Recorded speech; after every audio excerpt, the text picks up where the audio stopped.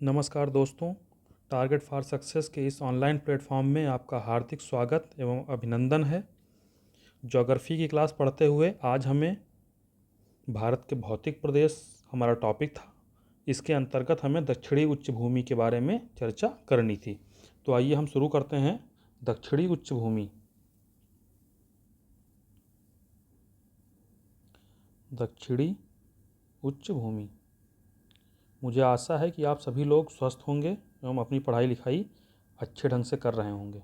पुरानी वीडियोस को देखते हुए आप अपना रिवीजन कर रहे होंगे और आने वाले जो भी आपके एग्ज़ाम्स हैं उनकी तैयारी में लगे होंगे। आप लोग तन मन धन से आप अपनी तैयारी में जुटे रहिए। आने वाला जो भी एग्ज़ाम है उसमें 100% सफलता आपके कदम चूमेगी। तो आइए हम पढ़ते हैं, क्या है ये? Southern highland. ठीक है, इन्हें इंग्लिश में लिखना है, सदर्न हाईलैंड लिखेंगे। हिंदी में दक्षिणी उच्च भूमि। दक्षिणी उच्च भूमि हम किसे कहते हैं?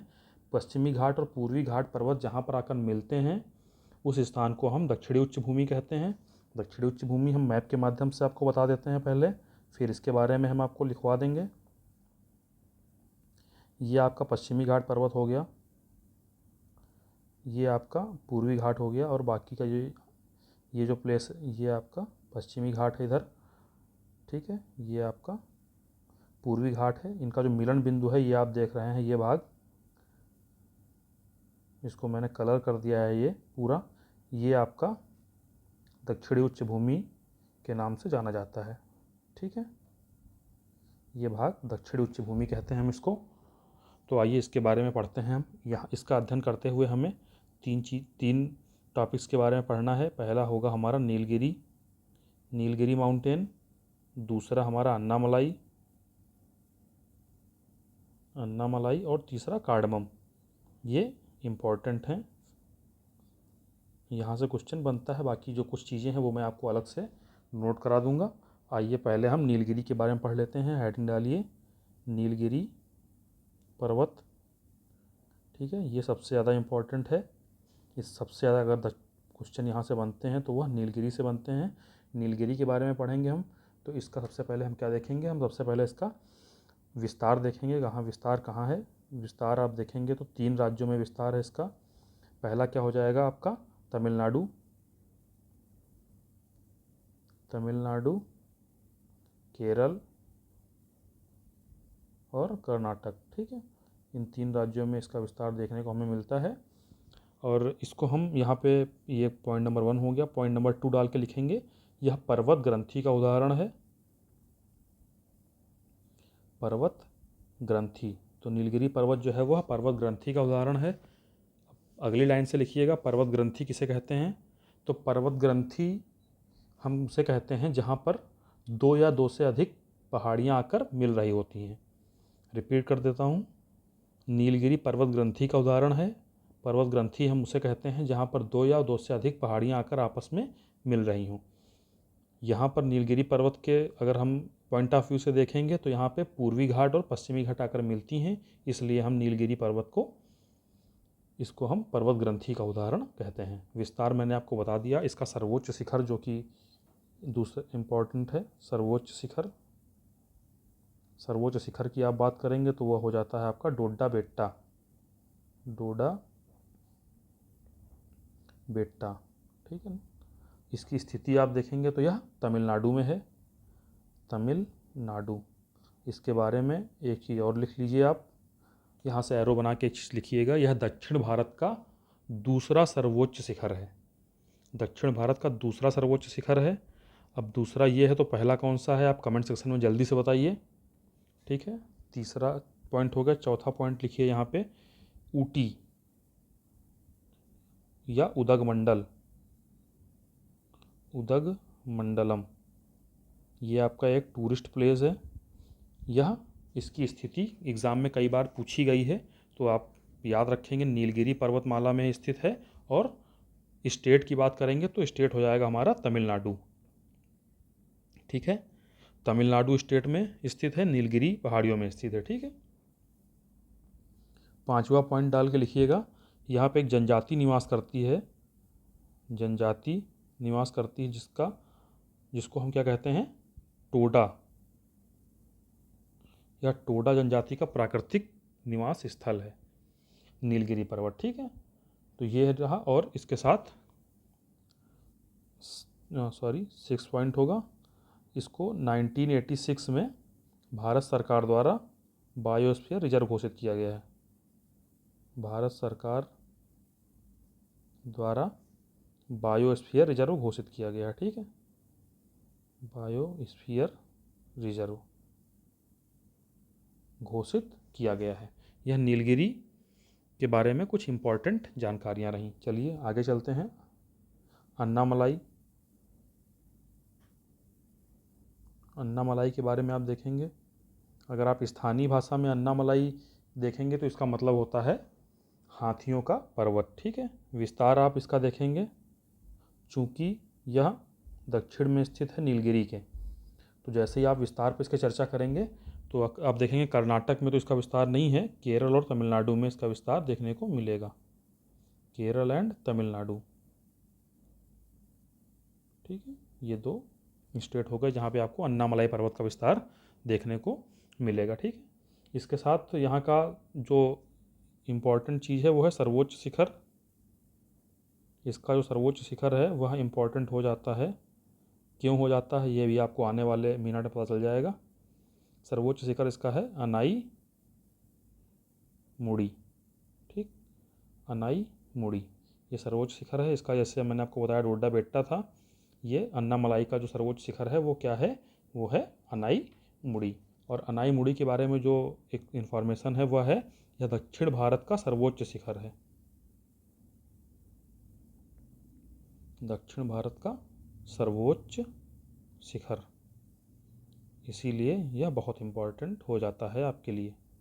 दक्षिण भारत का सर्वोच्च शिखर है ये। और अगर अनाई मुड़ी के बारे में आप बात करेंगे तो यह तमिलनाडु में स्थित है।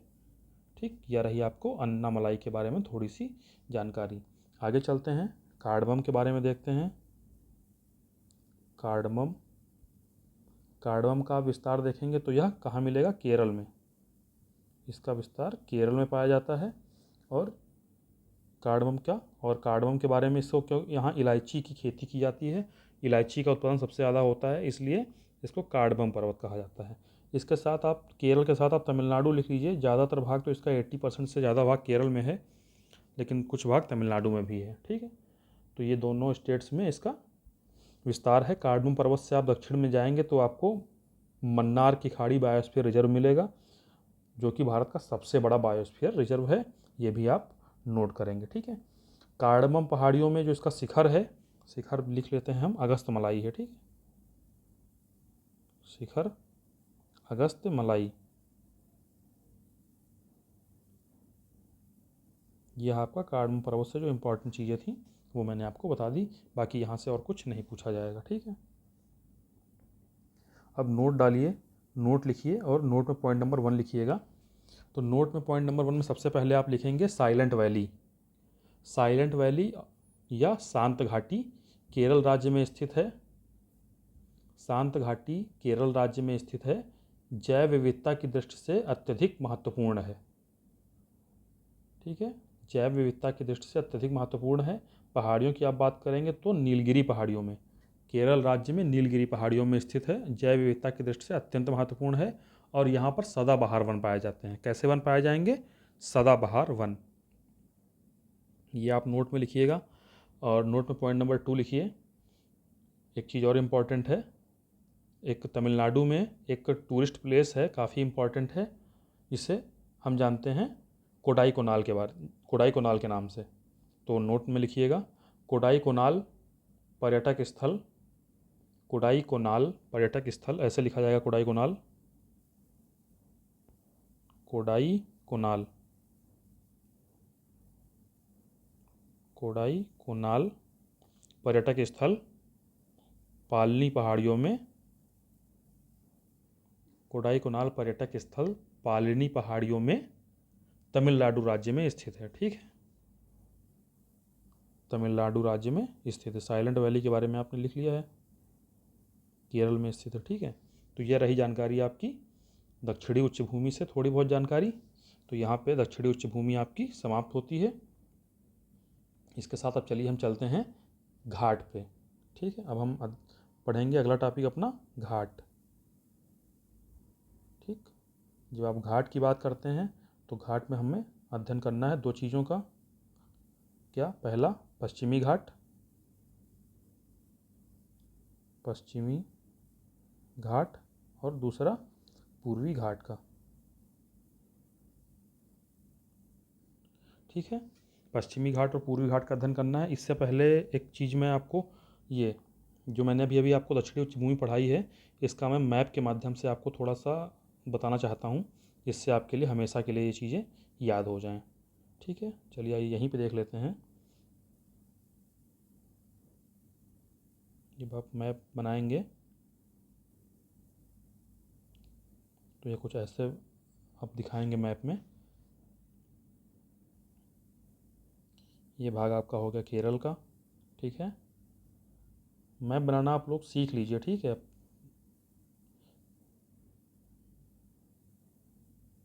यहाँ पर आपका ये भाग हो गया कर्नाटक का। ठीक, ये भाग आपका हो जाता है तमिलनाडु, और ये भाग आपका हो जाता है केरला। तो आइए मैं दूसरे पेन से बना देता हूँ। जब आप बात करते हैं किसकी, सबसे पहले हम बात करेंगे नीलगिरी की। तो ये स्थिति जो आप देख रहे हैं, यह है नीलगिरी की स्थिति। ठीक है, ये यहाँ पे नीलगिरी आपको देखने को मिलेगा। ठीक है, ये नीलगिरी की स्थिति हो गई।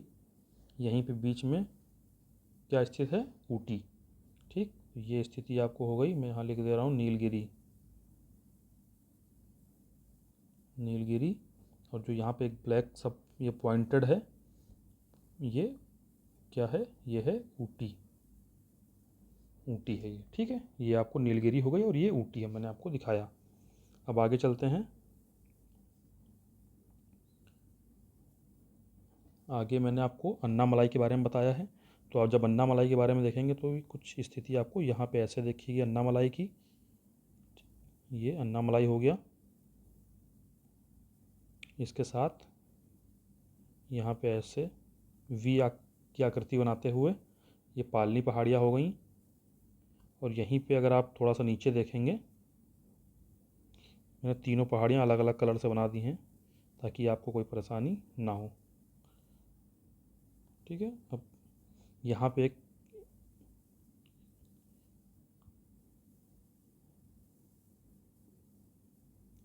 जो ये मैंने एक पॉइंट रख के आपको बताया है पॉइंट के फॉर्म में, ये है कोडाई कोनाल। ठीक, कोडाई कोनाल।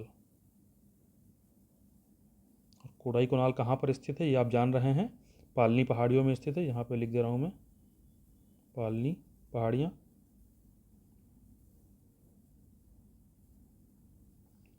ठीक है, नीचे जो ये हैं येलो कलर से, ये है कार्डमम। ठीक, कार्डमम है यहाँ। यहाँ पे आप देखेंगे तो ये है स्थिति कुछ हो जाएगी आपकी अगस्त्य मलाई की। अगस्त्य मलाई आप अपने कॉपी में नोट कर लीजिएगा। और इसके साथ अब क्या बच रहा है आपका, ये है आपका अन्नामलाई।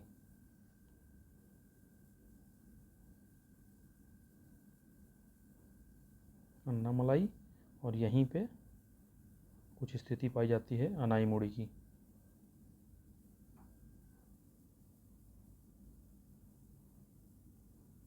अनाईमुड़ी की। ठीक है, ये अनाईमुड़ी हो गई। और ये जब आप यहाँ पे देखेंगे नीलगिरी पहाड़ियों में, तो यह स्थिति है किसकी, इधर लिख रहा हूँ मैं, डोडा बेट्टा। तो ये मैंने मैप के माध्यम से आपको बता दिया। अब आइए हम चलते हैं घाट पे। यहाँ से हम स्टार्ट कर रहे हैं घाट। पश्चिमी घाट और घाट के बारे में आप मैप में देखेंगे तो ये आपको इधर पश्चिमी घाट संकीर्ण मिलेंगे और पूर्वी घाट आपको ये हो गया आपका। जो ये भाग आप देख रहे हैं, ये अब हमें इसकी चर्चा करनी है। इसकी चर्चा हमें करनी है। तो आइए शुरू करते हैं। सबसे पहले हम पहली हेडिंग डालते हैं। क्या है हमारी पहली हेडिंग? पहली हेडिंग हमारी रहने वाली है पश्चिमी घाट। पहले हम पढ़ेंगे पश्चिमी घाट के बारे में।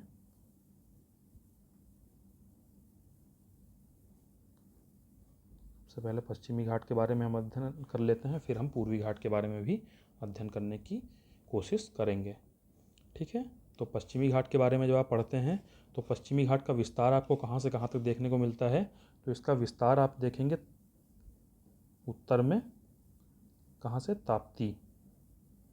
ताप्ती नदी बहती है। मैंने आपको बताया था जब सतपुड़ा पर्वत और विंध्याचल पर्वत पढ़ाए थे, उस समय मैंने आपको ताप्ती नदी बताई थी। तो ताप्ती से लेकर कन्याकुमारी तक। कहाँ तक? कन्याकुमारी तक। ताप्ती से कन्याकुमारी तक लगभग 1600 किलोमीटर, लगभग 1600 किलोमीटर क्षेत्र में फैला हुआ है। और ये इसके बारे में एक चीज़ इंपॉर्टेंट क्या है, यह भारत की दूसरी सबसे लंबी पर्वतमाला है। दूसरी सबसे लंबी पर्वतमाला है।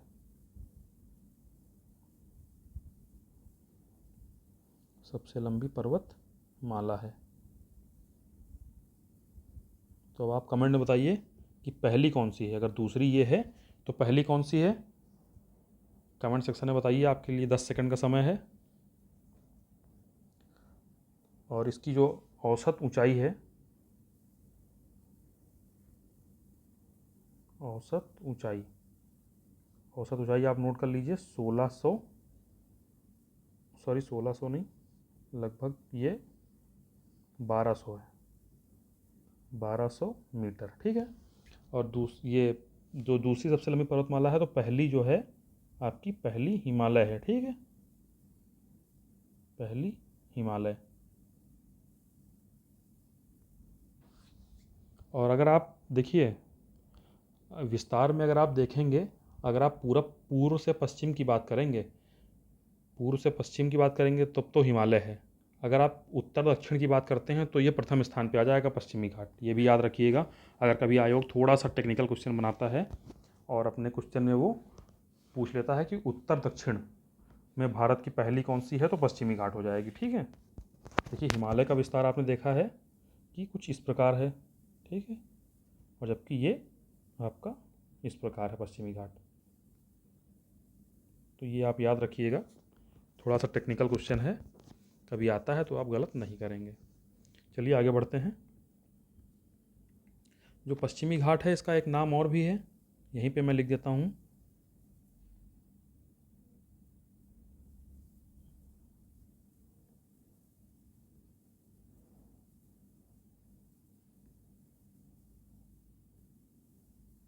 यहाँ पे देखेंगे इसका नाम एक और है, इसे हम सह्याद्री भी कहते हैं। ठीक है, याद रखिए कभी केवल सह्याद्री के नाम से पूछा जाए तब भी आप समझिएगा वो क्वेश्चन पश्चिमी घाट से आया हुआ है। ठीक है, और आगे चलते हैं पश्चिमी घाट के बारे में। तो ये लिख लीजिए पश्चिमी घाट जो है, एक पॉइंट यहाँ पे और बढ़ाइएगा आप कि पश्चिमी घाट निरंतर व क्रमबद्ध है। पूर्वी घाट क्रमबद्ध नहीं है, अभी हम आगे बताएंगे आपको। तो पश्चिमी घाट जो है वह निरंतर और क्रमबद्ध है। तो ये रही आपके लिए थोड़ी सी जानकारी पश्चिमी घाट के बारे में। और आगे चलते हैं। तो पश्चिमी घाट को हम दो भागों में बांटते हैं। पश्चिमी घाट को दो भागों में बांटते हैं। पश्चिमी घाट को दो भागों में बांटते हैं। दो भागों में बांटा जाता है। वह दो भाग कौन से हैं? आइए देखते हैं दो भाग कौन से हैं। तो पहला भाग आपका हो जाएगा और दूसरा भाग। ठीक है, पहला भाग कौन सा है? उत्तरी सह्याद्री। उत्तरी सह्याद्री और ये दक्षिणी सह्याद्री। ठीक है, दक्षिणी सह्याद्री। कहीं लिखने में थोड़े बहुत मिस्टेक हो जाए तो उसे सही कर लीजिएगा आप। ठीक है, तो दक्षिणी सह्याद्री और उत्तरी सह्याद्री। अब अगर दक्षिणी सह्याद्री और उत्तरी सह्याद्री तो इनमें कुछ अंतर भी होगा। तो अंतर क्या है आइए देखते हैं, वो भी मैप में समझा देता हूँ मैं आपको। जब आप मैप में देखते हैं तो यहाँ से एक विभाजक रेखा खींची गई है कि 16 डिग्री अक्षांश। अक्षांश देशांतर मैंने आपको पढ़ा दिया है जब बात का सामान्य परिचय पढ़ाया था। तो ये 16 डिग्री अक्षांश है। इसके उत्तर की ओर अगर आप देखेंगे, उत्तर की ओर आपको मिलेगा उत्तरी सह्याद्री। ठीक है, उत्तरी सह्याद्री। और इसके दक्षिण की ओर आप आएंगे तो आपको देखने को मिलेगा दक्षिण सह्याद्री। चलिए, ये तो इनका विभाजन रहा। अब इन्हें मूल अंतर क्या है? मूल अंतर इनके जो निर्माणकारी तत्व हैं उनमें है। ठीक है, अब उत्तरी सह्याद्री का जो निर्माण है वो मैं यहीं पे लिख रहा हूँ। इनका निर्माण कैसे हुआ है? बेसाल्ट लावा से हुआ है। ठीक, बेसाल्ट लावा। ठीक है, इनका निर्माण हुआ है बेसाल्ट लावा से, इसलिए हमने इसको उत्तरी और दक्षिणी सह्याद्री में बांट दिया है। ठीक है, अब इनके बारे में अगर एक चीज़ और इम्पॉर्टेंट है,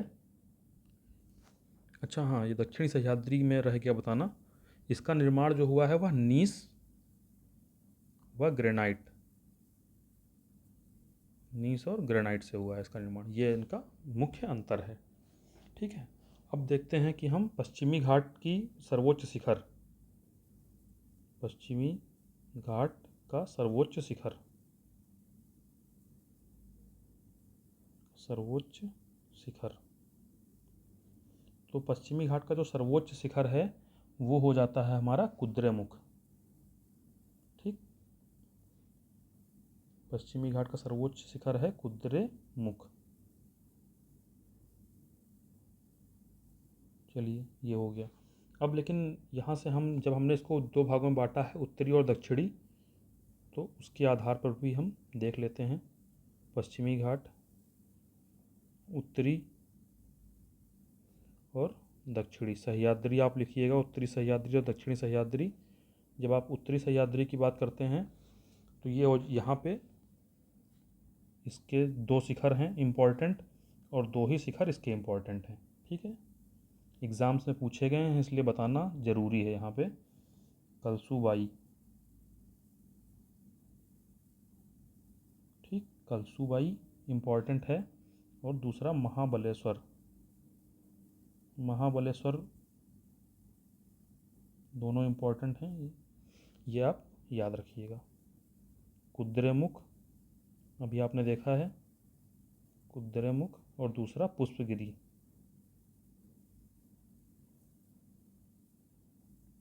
ठीक है, ये कलसूबाई और महाबलेश्वर दोनों ही महाराष्ट्र में स्थित हैं। महाराष्ट्र, महाराष्ट्र, और ये दोनों केरल में, वो सॉरी, ये कर्नाटक में स्थित है। ठीक है, और ये भी आपको कर्नाटक में मिलेगा, इनकी स्थिति कर्नाटक में है। ठीक है, तो ये आप याद कर लीजिएगा। कभी कभी एक क्वेश्चन ऐसा भी आया देखा गया है कि केवल उत्तरी सह्याद्री का पूछा गया है, तो इसलिए मैंने आपको दोनों का बता दिया है। महाबलेश्वर जो है इसके बारे में पूछा जाता है कि इसकी स्थिति कहाँ, किस पर्वत श्रेणी में स्थित है, या पश्चिमी घाट, पूर्वी घाट, ऐसे करके 4 ऑप्शन आपको दिए जाएंगे, तो आपको उसमें पश्चिमी घाट टिक करना होगा। अभी जब आप अगले वीडियो में अपवाह तंत्र के बारे में पढ़ेंगे तो आप देखेंगे कि जो ये पर्वत शिखर हैं इनसे नदियों का उद्गम भी हो रहा है, तो इसीलिए शिखर और ज़्यादा इम्पोर्टेंट हो जाते हैं आपको। ये इसीलिए कई बार एग्जामिनर यहाँ से क्वेश्चन उठा देता है। तो ये आपके लिए रही इन्फॉर्मेशन किसके बारे में? पश्चिमी घाट के बारे में। अब पश्चिमी घाट हमने पढ़ लिया है, तो ये पश्चिमी घाट के जो मैदान हैं वो भी हम यहीं पे पढ़ लेंगे, और जो पश्चिमी घाट के दर्रे हैं वो भी हम यहीं पे पढ़ लेंगे। ठीक है, तो पश्चिमी घाट के मैदान के बारे में आप पढ़ेंगे, तो आइए देखते हैं कि कौन से मैदान पश्चिमी घाट में पाए जाते हैं। उसके बाद हम पूर्वी घाट पढ़ेंगे, तो पूर्वी घाट मैदान के साथ पूरा पूर्वी घाट फिनिश करेंगे। चलिए, अब हम देखते हैं, हेडिंग डालिएगा पश्चिमी घाट के मैदान, या फिर आप पश्चिमी, इस यहाँ पे हेडिंग डालिए सीधे पश्चिमी तटीय मैदान। पश्चिमी, आप पूरा पश्चिमी लिखिएगा, पश्चिमी तटीय मैदान। ठीक है, पश्चिमी तटीय मैदान के बारे में देखते हैं। चलिए फिर से मैप बनाते हैं, ज्योग्राफी में मैप का ही खेल है सारा। मैप से पढ़ेंगे तो आपको डेफिनेटली बहुत अच्छा समझ में आएगा। तो मैं अगले पेज पे ले लेता हूँ, थोड़ा बड़ा फिगर बनाएंगे तो आपको ज़्यादा अच्छा समझ में आएगा।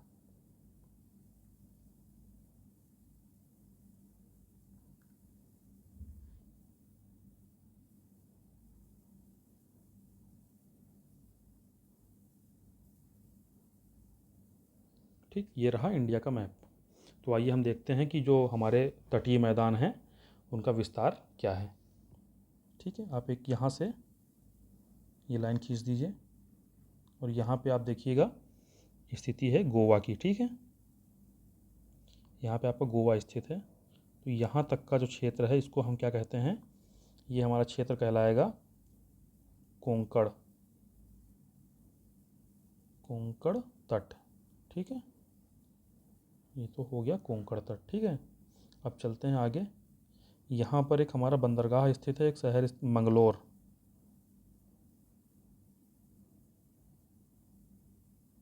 आपने सुना होगा मंगलोर के बारे में। तो यहाँ से यहाँ जो ये भाग है ये आपका कहलाता है कन्नड़। ठीक है, ये कन्नड़ तट। और नीचे का जो भाग बच रहा है आपका पूरा भाग, ये हो गया मालाबार। ठीक है, ये हो गया आपका मालाबार तट।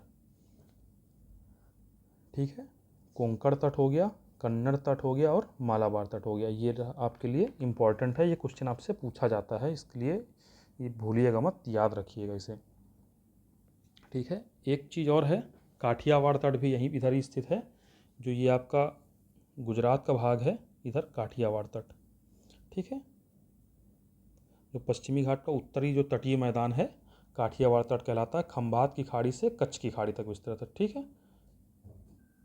तो खंभात की खाड़ी और कच्छ की खाड़ी के बीच में जो तट है वो काठियावाड़ तट है। खंभात की खाड़ी और कच्छ की खाड़ी के बारे में आपको जानकारी होगी, नहीं है तो मैं बता देता हूँ। ये जो खाड़ी है इसे हम क्या कहते हैं, इसे हम कहते हैं कच्छ की खाड़ी, कच्छ की खाड़ी। ठीक, और जो ये आपका है ये खाड़ी जो स्थित है इसे हम क्या कहते हैं, खंभात की खाड़ी, खंभात की खाड़ी। तो आपका जो ये प्लेस हुआ, देखिए दूसरे कलर से मैं हाईलाइट कर रहा हूँ, जो ये तट है, ये तट आपका ये कहलाता है, क्या कहलाता है, ये वाला तट, ये तट आपका कहलाएगा काठियावाड़ तट। ठीक है, ये काठियावाड़ तट कहलाता है। यहाँ तक का जो भाग है ये पूरा काठियावाड़ तट है। देखिए मैंने अलग कलर से कर दिया है, आपको कोई दिक्कत नहीं होनी चाहिए।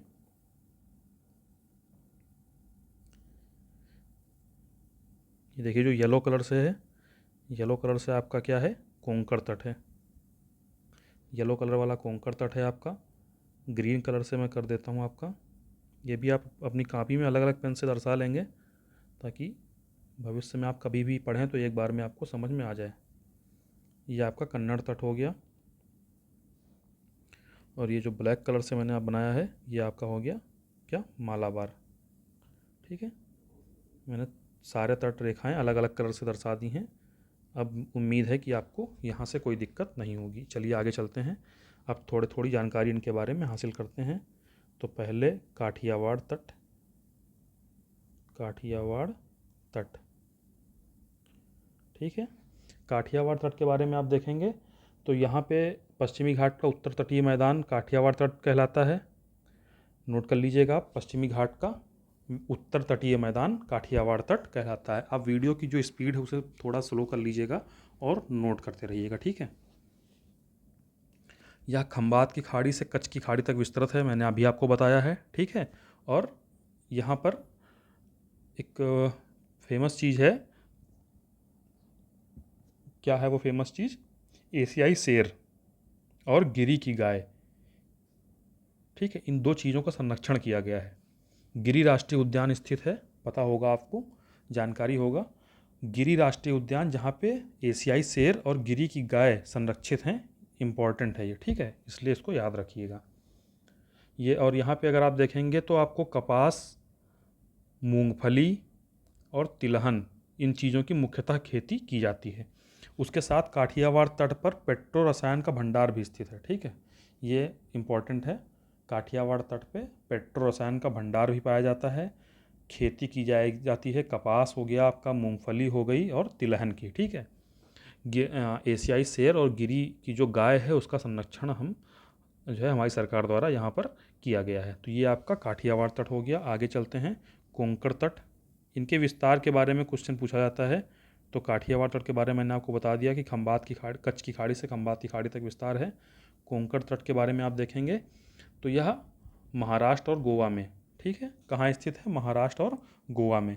और जो इसका निर्माण हुआ है यह लावा जनित प्रक्रियाओं से हुआ है, ठीक है। दोनों चीज़ें आप नोट करेंगे, विस्तार नोट करेंगे, विस्तार जरूर नोट करेंगे, इंपॉर्टेंट है और यही एग्जाम में पूछा गया है। महाराष्ट्र और गोवा, महाराष्ट्र गोवा निर्माण कैसे हुआ है? लावा जनित प्रक्रियाओं से हुआ, वो मैंने अभी आपको बताया था सह्याद्री जब पढ़ा रहे थे तो, ठीक है। ये आपका कोंकण तट हो गया। यहाँ पे आप देखेंगे तो जो एक आपने पढ़ा होगा बॉम्बे हाई, अब तटीय क्षेत्र है Bombay high, Bombay high, Bombay high आपका कोंकण तट में ही स्थित है। अगर कहीं पूछा जाए तो यह क्या है, तो यह अपतटीय तेल क्षेत्र है।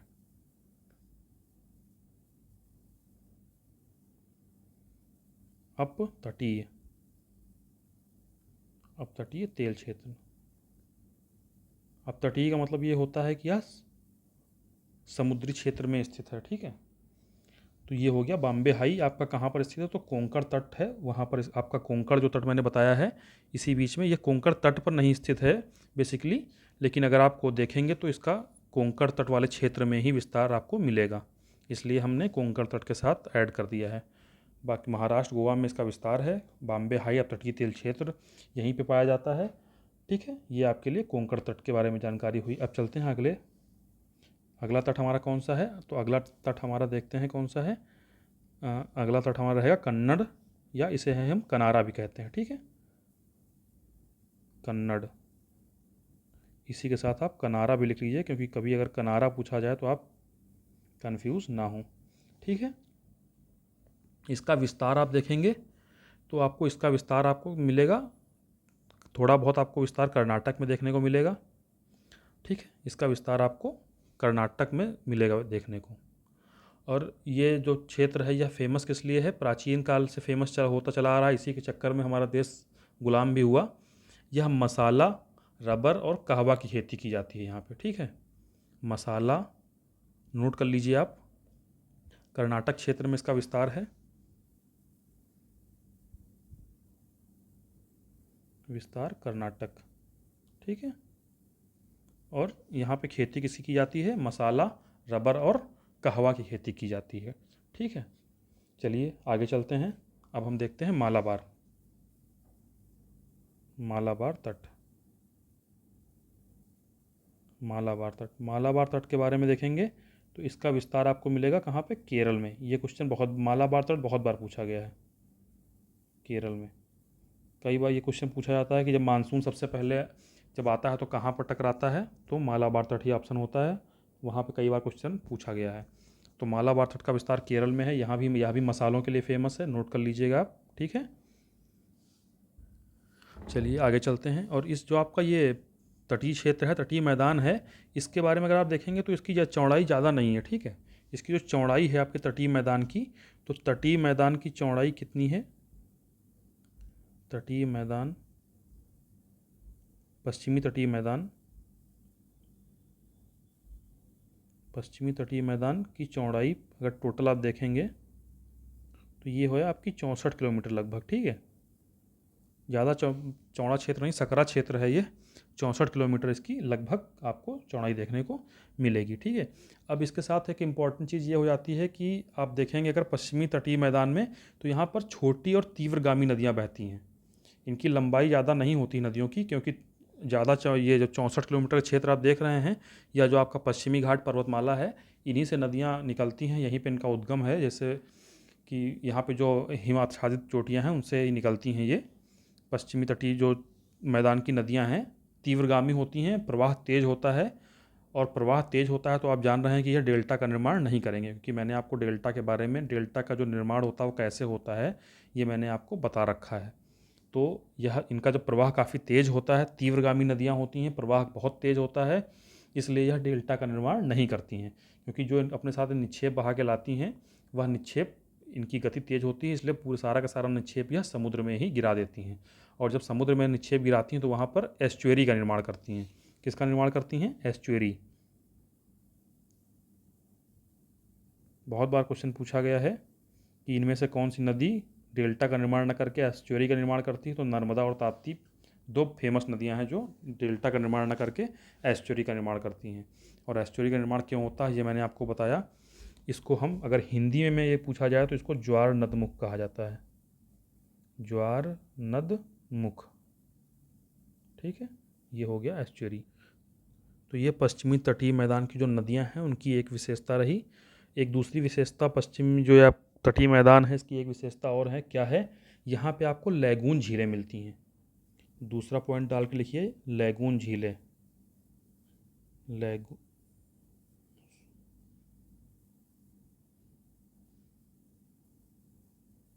लैगून झील। लैगून झील आपको पश्चिमी तटीय मैदान पे देखने को मिलती हैं। यहाँ पे आप एक हेडिंग डाल लीजिएगा, पश्चिमी तटीय मैदान की विशेषताएं। उसमें आप लिख दीजिएगा कि यहाँ पर यह इसकी चौड़ाई लगभग 64 किलोमीटर है, वो मैंने आपको बता दिया है। छोटी और तीव्रगामी नदियाँ बहती हैं और वेग तेज होने के कारण नदियाँ डेल्टा का निर्माण न करके एस्चुअरी या ज्वार नदमुख का निर्माण करती हैं। अगला पॉइंट लिखिए यहाँ पे लैगून झीलें। ठीक है, लैगून झील मिलती हैं या पश्च जल मिलते हैं। ठीक है, लैगून झील ना लिख के आप यहाँ पे पहले पश्च जल लिख लीजिए, पश्च जल। ठीक है, पश्च जल के उदाहरण देखने को मिलते हैं और जो आपकी लैगून झीलें हैं वह पश्च जल का उदाहरण है। इसमें लिखिएगा आगे पॉइंट नंबर 2 में आप लिख लीजिए, इस तट पर पश्च जल या बैक वाटर्स पाए जाते हैं। पश्च जल या बैक वाटर्स पाए जाते हैं। ठीक है, लैगून झीलें, लैगून झीलें बैक वाटर्स के उत्तम उदाहरण हैं। लैगून झीलें बैक वाटर्स की उत्तम उदाहरण हैं। और अगर देखेंगे आप तो इनका की मुख्यतः केरल में मिलती हैं ये लैगून झीलें। और लैगून झीलें बनती कैसे हैं? जैसे समुद्र लहरों के साथ मिट्टी से मुंह बंद हो जाता है इनका। जैसे किसी प्लेस में मान लीजिए पानी भर गया, ठीक है, चलिए मैप के माध्यम से मैं आपको बता देता हूँ। जैसे ये भारत का मैप है, ठीक है। अब यहाँ पे इधर समुद्र है, आप जान रहे हैं, समुद्र का जल इसमें भर जा यहाँ पे आता है और समुद्र के साथ जो है मिट्टी और बालू आप जानते हैं वो आती है, तो वो यहाँ पे जमा हो जाती है। ठीक है, इस क्षेत्र में जमा हो जाती है तो इसका निकास स्थान बंद हो जाता है। इधर पीछे जो पानी भर गया, अब ये लैगून पश्च जल या लैगून झील का उदाहरण होता है। इसके साथ ये आपकी जो लैगून झील के एग्जाम्पल्स हैं वो मैं लिख देता हूँ। ये आपने लिख लिया ना कि इस तट पर पश्च जल पाए जाते हैं। लैगून झीलें पश्च जल का उत्तम उदाहरण है। और लैगून झीलों के जो एग्जाम्पल हैं वो मैं आपको बता देता हूँ। ये आपने लिख लिया कि इनका निर्माण कैसे होता है, नहीं लिखा तो मैं बता देता हूँ। ये लिखिए, पश्च जल का लैगून झीलें पश्च जल का उत्तम उदाहरण है जो मुख्य रूप से केरल में मिलती हैं। अगली लाइन से लिखिए, समुद्री लहरों के साथ आने वाली मिट्टी से इसका मुंह बंद हो जाता है। इस प्रकार पश्च जल का निर्माण होता है। उदाहरण देखेंगे पश्च जल लैगून झीलों का उदाहरण आप देखेंगे, लैगून झील, इनका उदाहरण आप देखेंगे तो उदाहरण में आप लिख लीजिए बेम्बानाड और अष्टमुड़ी। बेम्बानाड और अष्टमुड़ी। अभी आपको ये जो आप पूर्वी तटीय मैदान पढ़ेंगे तो वहाँ भी देखने को मिलेंगी। पश्चिमी तटीय के लिख लीजिए आप बेम्बानाड और अष्टमुड़ी। तो ये हो गई आपके लिए पश्चिमी घाट की लैगून झील। अब यहीं पे हम दर्रे भी पढ़ लेते हैं। पश्चिमी घाट के जो दर्रे बच रहे हैं उनको भी यहीं पे शामिल कर लिया जाए। पश्चिमी घाट के दर्रे। क्लास थोड़ी लंबी हो जाएगी क्योंकि अभी पूर्वी तटीय मैदान है, वो भी मैं आपको पूर्वी घाट और पूर्वी तटीय मैदान वो भी मैं आपको यहीं पर आज ही पढ़ाकर ये टॉपिक फिनिश करने की कोशिश करूँगा। तो पश्चिमी घाट के दर्रे, पहला दर्रा आपका क्या है? थाल घाट। थाल घाट। क्लास थोड़ी लंबी हो जाए तो परेशान मत होइएगा क्योंकि शॉर्टकट में मैं पढ़ा नहीं पाता हूँ, तो इसलिए थोड़ा सा क्लासें लंबी हो जाती हैं मेरी। ठीक है, थाल घाट दर्रा। दूसरा क्या है, पहले थाल घाट के बारे में देखते हैं। यह कहाँ पर स्थित है? तो यह उत्तरी सह्याद्री में स्थित है। ठीक है, उत्तरी सह्याद्री में स्थित है, महाराष्ट्र में स्थित है। ये सब आपसे नहीं पूछा जाएगा। आपसे क्या पूछा जाएगा, यह मुंबई को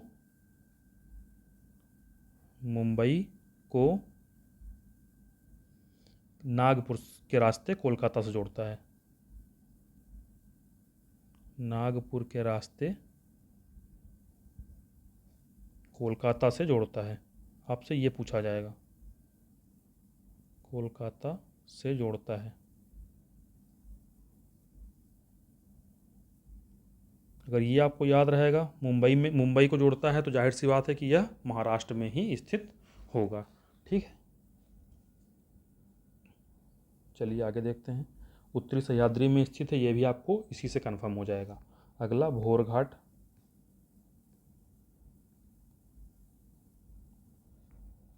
भोरघाट दर्रा भी उत्तरी सह्याद्री में स्थित है। यह भी किसको जोड़ता है, तो मुंबई को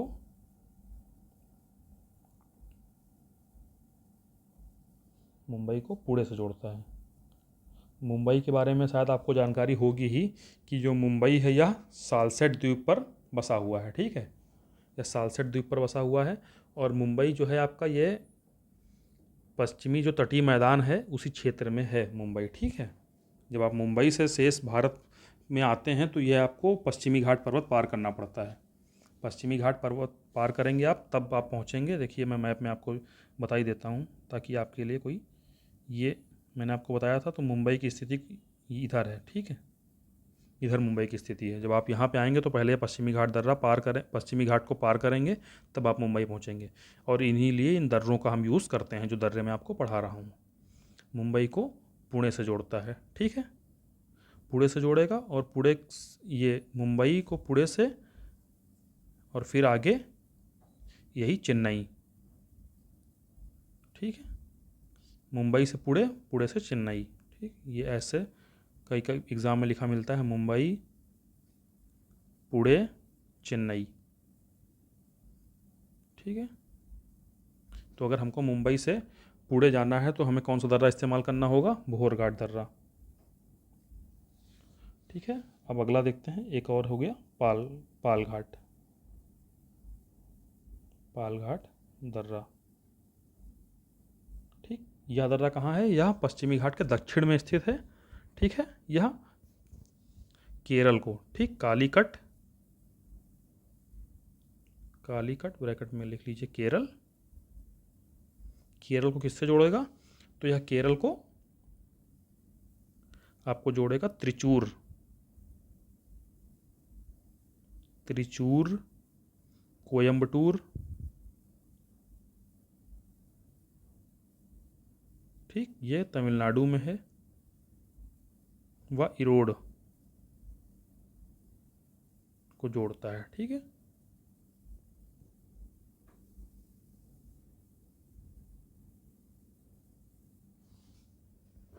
तो ये आपके लिए दर्रे रहे। ये आपके 3 दर्रे इंपॉर्टेंट हैं पश्चिमी घाट के, ये भी हमने यहीं पे जोड़ दिए हैं। अब चलिए हम बात कर लेते हैं पूर्वी घाट की।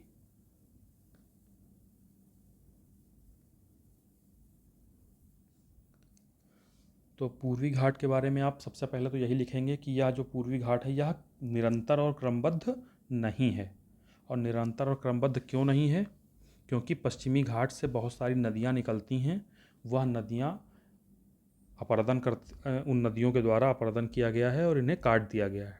इनको काट कर नदियों ने अपना रास्ता बना लिया है, जिसके कारण यह जो पूर्वी घाट हैं यह निरंतर और क्रमबद्ध नहीं है। बहुत सारी नदियाँ आपकी पश्चिमी घाट से निकलती हैं, और जब मैं आपको प्रायद्वीपीय भारत पढ़ा रहा था तो मैंने आपको बताया था कि जो प्रायद्वीपीय भारत का जो ढलान है वह पश्चिम से पूर्व की ओर है, इसलिए पश्चिमी घाट से निकलने वाली नदियाँ पूर्व की ओर प्रवाहित होती हैं, और उनके नदियों के वेग से पश्चिमी घाट का जो अपरदन हुआ है, और वह इन काट छाँट कर उन नदियों द्वारा अपना रास्ता बना लिया गया है। उसी रास्ते की वजह से यह इसकी जो निरंतरता है वह भंग हो गई, और यह पर जो पश्चिमी घाट पर्वतमाला है यह निरंतर और क्रमबद्ध नहीं है।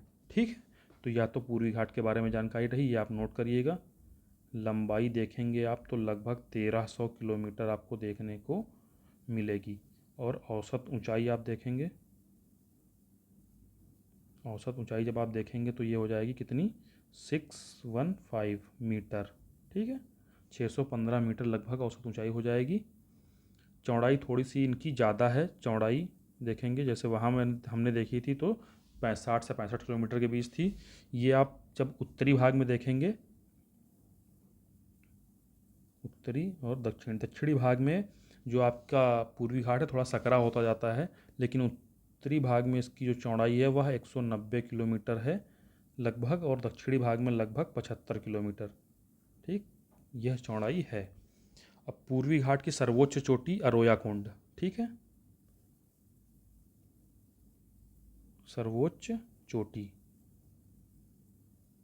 अरोया कुंड। ठीक है, कहाँ स्थित है? विशाखापट्टनम, अरोया कुंड। ठीक, इसकी स्थिति विशाखापट्टनम।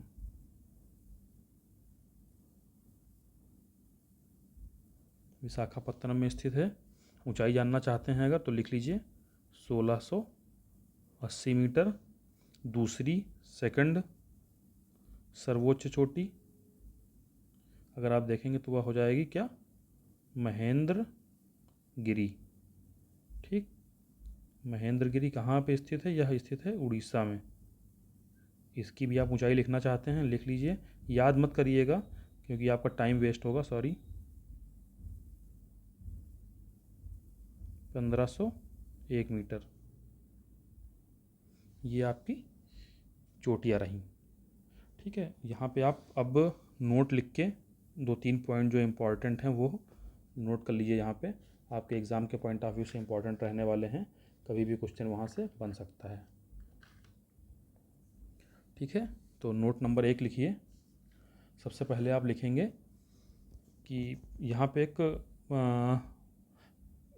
कावेरी नदी पर होगनकल जलप्रपात स्थित है। ठीक है, मैलागिरी पर्वत है पूर्वी घाट में। ये नोट में लिख लीजिए कि मैलागिरी पर्वत श्रेणी चंदन के लिए प्रसिद्ध है। फिर से बोल देता हूँ मैं, मैलागिरी पर्वत श्रेणी चंदन के लिए प्रसिद्ध है, और इन्हीं पहाड़ियों पर कावेरी नदी द्वारा होगनकल जलप्रपात का निर्माण किया गया है। होगनकल। ठीक है, होगनकल जलप्रपात, या इसे ही हम होजेकल भी कह देते हैं। होजेकल यह किस पर्वत श्रेणी पे बना है? मैलागिरी। ठीक, मैलागिरी। यह तो पॉइंट नंबर 1 हो गया। दूसरा पॉइंट लिख लीजिए, दूसरा लिखिए यारवाड़। यह क्या है? यह पर्यटन स्थल है। यारवाड़ ब्रैकेट में लिखिए तमिलनाडु में स्थित है। यारवाड़ पर्यटन स्थल जो तमिलनाडु में स्थित है, यह सेवराय पहाड़ियों पर स्थित है। ठीक है, यारवाड़ ब्रैकेट में लिखिए तमिलनाडु, सेवराय पहाड़ियों पर स्थित एक पर्यटक स्थल है। ये एग्जाम में पूछा गया है। इसके साथ एक चीज़ और इम्पॉर्टेंट है, वो अभी आप नोट करिए। यहीं पे पॉइंट नंबर 3 डालिए और इसमें लिखिए शेषाचलम पहाड़ियाँ। यहीं पे आपका जो है, जो आप एक मंदिर स्थित है, बहुत फेमस मंदिर है। ठीक है, तिरुपति मंदिर, वह शेषाचलम पहाड़ियों में स्थित है।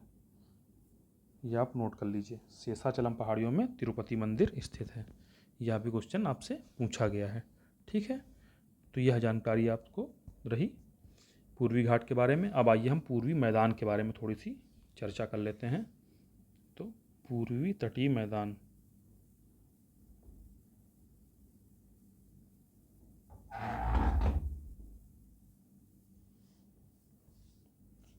पूर्वी तटीय मैदान के बारे में हम चर्चा करेंगे। तो आइए हम देखते हैं कि कौन कौन से मैदानों के बारे में हमें पढ़ना है। तो आपका जो पूर्वी तटीय मैदान है, यह नदियों द्वारा जो लाए गए निक्षेप और अवसाद हैं, उनको वो नदियों द्वारा जमा किए गए हैं, उन्हीं से पूर्वी तटीय मैदान का निर्माण हुआ है। और इस तटीय क्षेत्र में आपको ज्वारीय वन देखने को मिलते हैं। ठीक है, जैसे सुंदरी वृक्ष मैंने आपको बताया था, ज्वारीय वन की विशेषता है। कैजुरीना, केवड़ा, ये जो वृक्ष हैं ये ज्वारीय वन की विशेषता है। तो ये आप नोट कर लीजिएगा। निर्माण कैसे हुआ है मैंने आपको बताया, नदियों द्वारा अपने साथ जो अवसाद और निक्षेप लाया गया है वो जमा होने से तटीय मैदानों का निर्माण हुआ है। यहाँ पे तटीय क्षेत्रों में आपको ज्वारीय वन देखने को मिलते हैं। ज्वारीय वन में आप देखेंगे तो आपको वृक्ष कौन से मिलते हैं? सुंदरी, कैजुरेना, केवड़ा, ये वृक्ष पाए जाते हैं। ठीक है, तो ये आपको पूर्वी तटीय मैदान के बारे में थोड़ी सी जानकारी रही। और ये जो इनका निर्माण हुआ है वो कैसे हुआ है, इनका जो निर्माण हुआ है वह लिख लीजिए, निर्माण। ठीक है, तो निर्माण जो हुआ है वो धारवाड़ क्रम की धात्विक चट्टानों से हुआ है। धारवाड़ क्रम की धात्विक चट्टानों से, धात्विक चट्टानों से इनका निर्माण हुआ है। पूर्वी तटीय मैदानों का जो निर्माण हुआ है वो धारवाड़ क्रम की धात्विक चट्टानों से इनका निर्माण हुआ है। और बाकी जानकारी आपने नोट कर ली है। ठीक है, चलिए अब हम देखते हैं जो मैदान है इसका विभाजन किस प्रकार किया गया है। आइए, ठीक है, ये आपका पूर्वी तटीय मैदान रहा। तो आइए देखते हैं इनका विस्तार किस प्रकार है। इस पूर्वी तटीय जो हमारा मैदान है इसको हमने 4 भागों में विभाजित कर दिया है। 4 भाग कौन कौन से हैं, तो 4 भाग हम देखेंगे। पहला क्या है, उत्कल तट, उत्कल तट। दूसरा उत्तरी सरकार, उत्तरी सरकार। और तीसरा रायलसीमा। रायलसीमा का कहीं भी नाम आ जाए, चाहे पठार में आए या तट में आए, तो सीधे आप तुरंत आंध्र प्रदेश पहुंचेंगे। ठीक है, कोरोमंडल ये रहा। ठीक है, कोरोमंडल। तो आइए हम यहाँ पे मैप में आपको दिखाते हैं। देखिए ये हमारी, ठीक, गंगा नदी हो गई।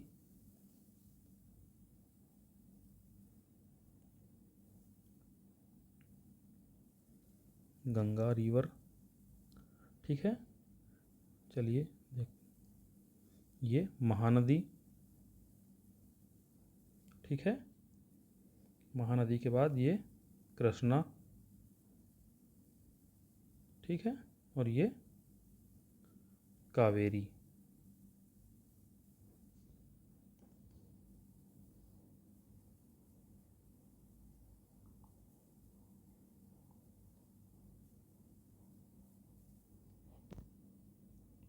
तो गंगा और महानदी, यहाँ आप देखेंगे तो इसके बीच में जो ये तट है इसको हम कहते हैं क्या, उत्कल तट।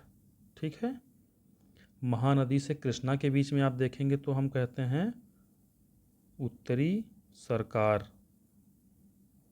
ठीक, उत्तरी सरकार। ठीक है, और जब आप आगे बढ़ेंगे, देखिए यहाँ पर एक गलती हो रही है।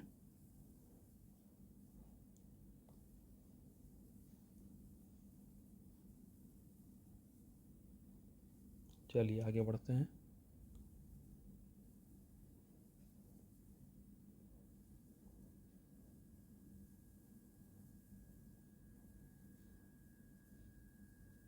ये आपका हो गया उत्तरी सरकार।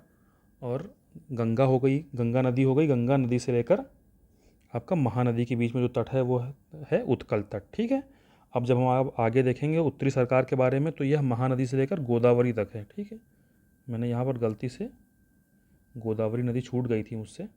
ठीक है, अब हम रायलसीमा के बारे में चर्चा करेंगे। तो रायलसीमा हम देखेंगे तो ये है कृष्णा नदी। ठीक है, ये कृष्णा नदी है। और अब हम बात करेंगे कावेरी की। ठीक है, तो आपकी उत्कल तट, उत्तरी सरकार तट, गोदावरी और कृष्णा के बीच में जो हम देखेंगे यह कौन सा है, रायलसीमा। ठीक है, रायलसीमा। और बाकी जो आपका कृष्णा नदी से लेकर ये कोरोमंडल है। ठीक है, कोरोमंडल तट, ये कोरोमंडल तट है। कृष्णा नदी से पूरा आप समुद्र जो आपका ये केप ऑफ केमोरिन है, यहाँ तक का कोरोमंडल तट के नाम से ही जाना जाता है। ठीक है।